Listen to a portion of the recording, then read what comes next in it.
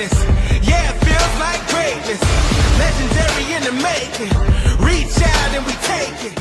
What's up, guys? Welcome back to another episode of KozMatt's Wrestling Recap. Let's get right into a very entertaining episode of Monday Night Raw. What did you think about the show, Matthew? Brother, what an outstanding show. They really are giving us storylines. It's flowing so well, and they're so hot, and WrestleMania 40 is coming up, and there's just so much talk about it, and they capitalize on the perfect WrestleMania main event, and I think everybody knows what I'm talking about here. The way they kicked off the show, Jey Uso, this is the first time Jey Uso really kicked off a show alone in, wow, quite some time. His yeet reference, his back crowd, automatically they were going nuts. McIntyre comes out. You know, they do have some beef here. They actually are scheduled to one-on-one matchup next. McIntyre just apologized for attacking Sami Zayn last week, but only did it to make a point to Jey, not apologize. Wow, Drew McIntyre, his heel work, it's working on me. It's slowly working. He still has a little bit to go, but it's getting there. Bell rings. This was completely hot on Jey Uso's side. But you know what? I knew there was going to be a weird finish to this. So Drew McIntyre ripped the turnbuckle pad off, and while the ref was trying to fix it, he actually rakes the eyes of Jey Uso and hits him with a claymore.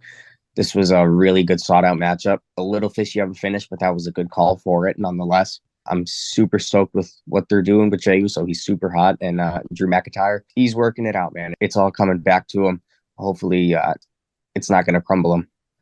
Oh, yeah, for sure. Perfect way to kick off the show. Made both men look strong. I really like the way that they're building Raw with the opening segment leading into the first match of the night. They've done that the past few weeks. I just think it leads to perfect booking on Triple H's behalf. I completely agree. I think he's doing an awesome job with booking and making everything work and building off of each segment and honestly just creating history that can be replicated in the future.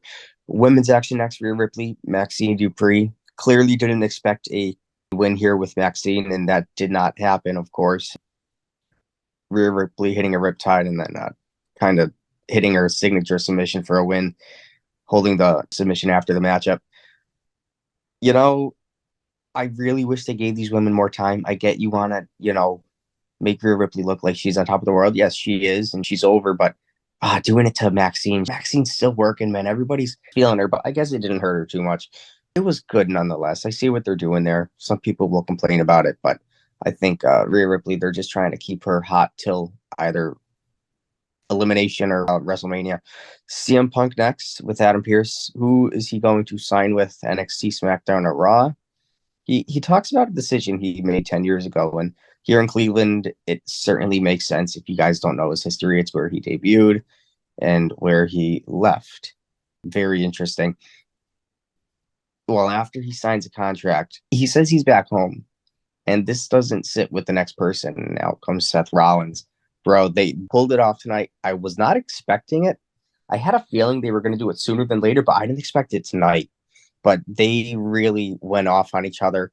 Punk basically being told by Seth that he doesn't respect him. He hates him. And you could tell both men in the ring, they don't like each other. It's not just play like what, script and books is. This is some real hatred.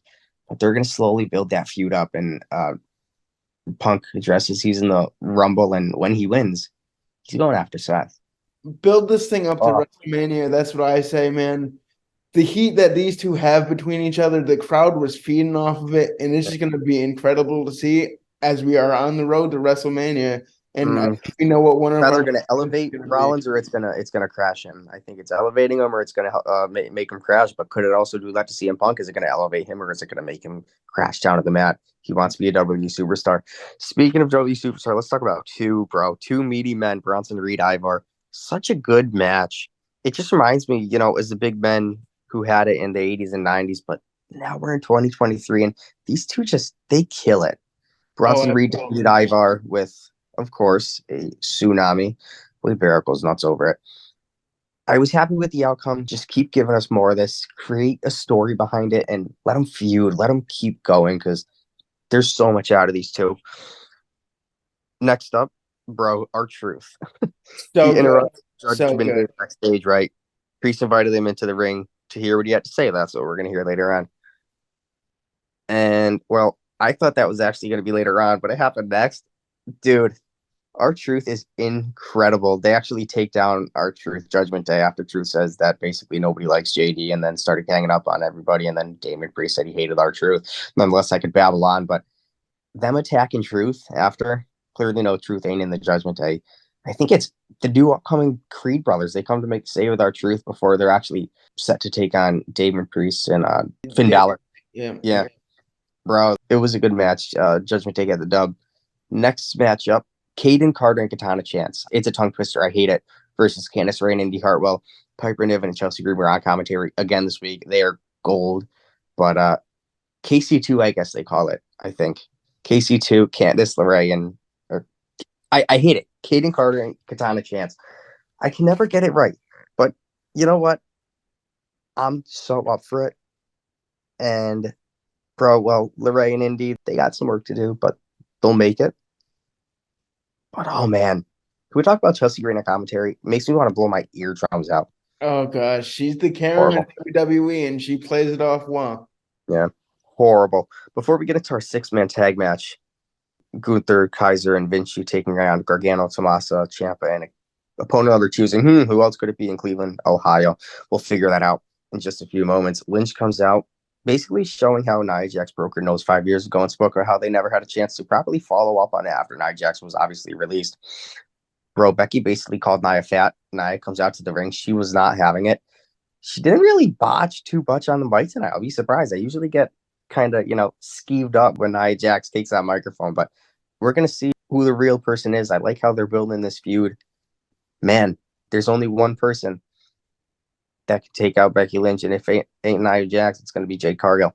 But we'll see what they got planned up. 6-man tag match, Gunther, Kaiser, and Vinci versus Gargano, Ciampa, and yes, you have it, The Miz. Oh, man, this was a good surprise. I heard about it later yesterday afternoon when you guys are reading this. But wow, what a pop. Good for The Miz. Good for The Miz. It actually happened. Really good matchup. Miz and DIY defeated Imperium.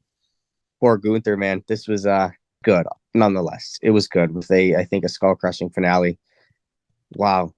I mean, Miz, man, he's going to take on Gunther one-on-one with that Intercontinental Championship on the line, as we heard later in the show before we hit our main event. This is interesting. We know, I hate to say it, but I know he's not going to take it off Gunther. It sucks, but doesn't mean he's not going to go back for it, right? Main event time. Here we go. Nakamura and Rhodes. Here we go. Gear up. All right, drum roll. This was a match I expected them to actually play out a little bit. I didn't expect them to throw us a match. I was expecting a pay-per-view match, but we got these two. And maybe they will give us a pay-per-view, but I was hoping they'd wait for it just to build up more anticipation. But Rhodes and Nakamura, there was a nice striking position by Nakamura. He's so good in the ring when it comes to striking and grappling. But Rhodes, more of a technician. He's more of a brawler here. I was curious how they wanted to end this. So they gave us some good back and forth, but it ended with a disqualification due to Nakamura using the red mist. You know what? It was okay. I'll give it an A, man. Yeah. Cody Rhodes defeated Nakamura by DQ. Now, before we fade to a black here, I want to talk about Nakamura attacking Cody Rhodes after this match, not once, but twice. And then we cut to a black. Nakamura is definitely healed into a great heel. They are elevating his career slowly, but just we'll see what they continue to do in the next few weeks. A+ show in the books, man. It's been a while since we had something like this. Oh, you could say that again for sure. Just the storylines, the storytelling throughout the whole night on Raw, it was absolutely phenomenal. It's just great to see, and it's got me even more excited for the upcoming pay-per-views, the Rumble, Elimination Chamber, and then eventually WrestleMania. So yeah. One thing's for sure, KozMatt will keep you guys updated on everything that you need to know on the road to WrestleMania, and we will see you Saturday with a SmackDown recap.